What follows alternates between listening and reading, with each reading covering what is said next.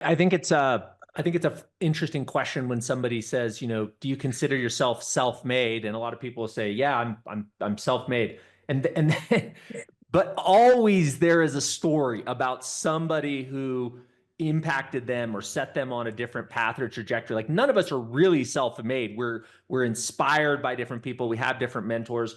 What was in it for Gary? Like this, how old are you at this point now? Are you 20? 20. Yeah. Yeah. So you're a 20-year-old kid, you're calling a billionaire, and you're like, hey, dude, could you give me some time? Yeah. What?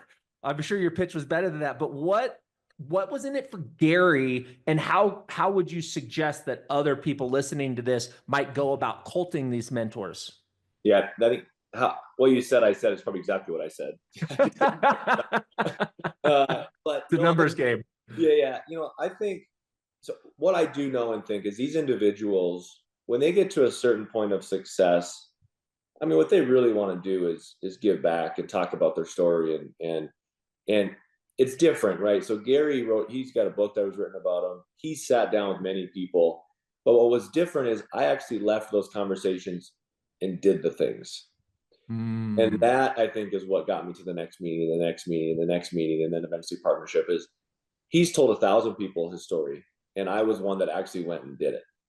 And I listened and I did it. A lot of people listen and then go back to their life and don't actually do it. So these individuals, they love to tell their story, but they also like to, it's rare if somebody they're telling it to actually takes it and does something.